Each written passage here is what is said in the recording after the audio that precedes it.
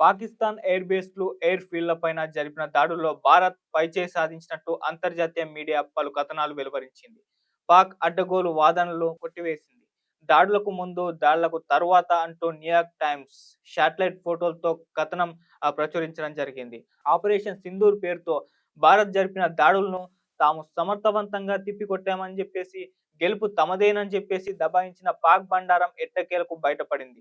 తమపై భారత్ దాడులు చేయడం నిజమేనంటూ పాక్ తాజాగా ఒప్పుకుంది. ఈ క్రమంలోనే భారత్ దాడుల్లో దెబ్బతిన్న రావల్పిండి సహా పలు కీలక మిలిటరీ బేస్లలో మరమ్మత్తు పనులకు టెండర్లు సైతం పిలిచింది.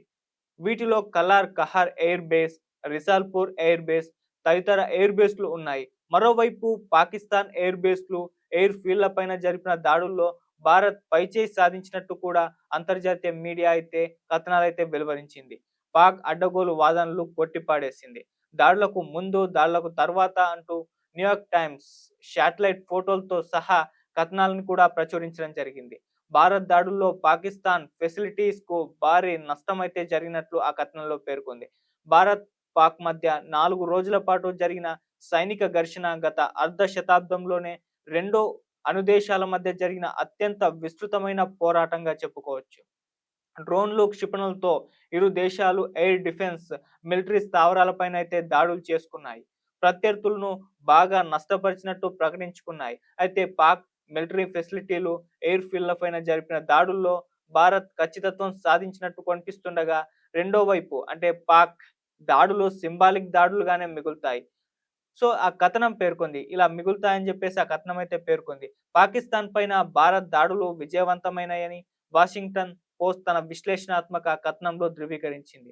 విజయం తమదేనంటూ పాక్ చేసిన క్లెయిమ్‌ను ఆ కథనం తోసిపుచ్చింది. ఇండియా దాడుల్లో పాక్‌లోని కనీసం 6 ఎయిర్ ఫీల్డ్‌లో రన్‌వేలు, స్ట్రక్చర్‌లు ధ్వంసమయ్యాయని కూడా తెలిపింది.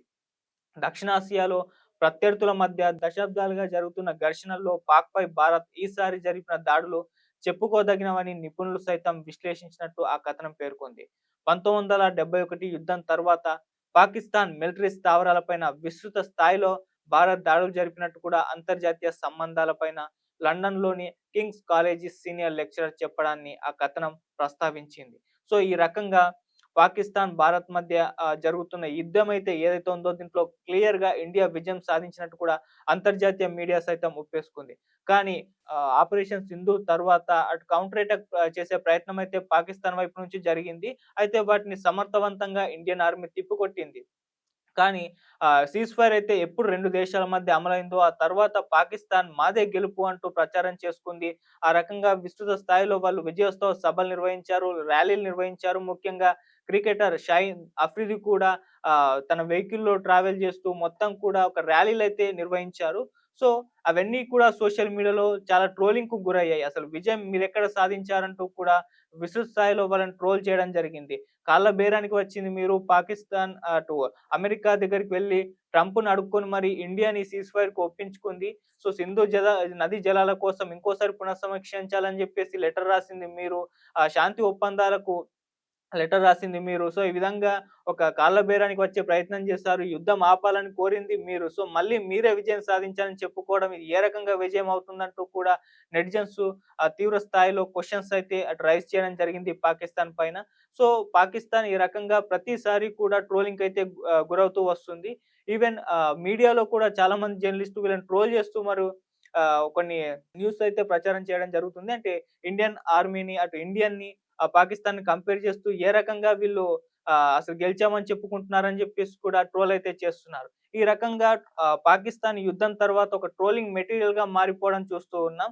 సో, ఇప్పుడు కూడా అంతర్జాతీయ మీడియా దీన్ని గుర్తించి భారత్ అండ్ పాకిస్తాన్ మధ్య 4 రోజుల పాటు జరిగిన ఈ కాల్పుల్లో ఎవరెక్కువ నష్టపోయారు, ఎవరెక్కువ డ్యామేజ్ అయింది, విజయం ఎవరిది అంటూ కథనాలైతే ప్రచురణ చేసింది. వాళ్ళు క్లియర్‌గా ఇండియా విజయం సాధించింది, పాకిస్తాన్ ఘోరంగా ఓడిపోయింది అని జెప్పేసి కూడా వాళ్ళు ప్రచురించారు.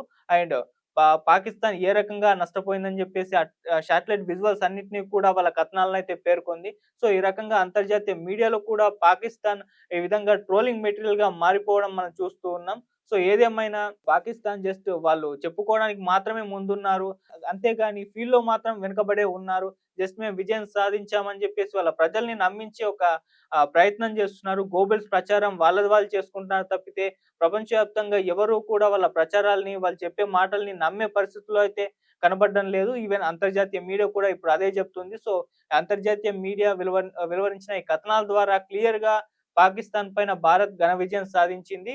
వా పాకిస్తాన్ కేవలం వాళ్ళని వాళ్ళు నమ్మించుకోవడానికి, వాళ్ళ ప్రజల్ని నమ్మించుకోవడానికి చేసే ఈ ప్రచారం ఏదైతే ఉందో, దీన్ని ఎవరు నమ్మాల్సిన పని లేదన్నట్టుగా ఆ కథనాలైతే వెలువరించింది. అండ్ కంప్లీట్ శాటిలైట్ విజువల్స్‌ని కూడా మొత్తాన్ని కూడా వాళ్ళ కథనాలనైతే చూపించడం జరిగింది. సో, ఈ రకంగా అంతర్జాతీయంగా కూడా పాకిస్తాన్ ఎక్స్‌పోజ్ అయినట్టుగా అయితే తెలుస్తోంది.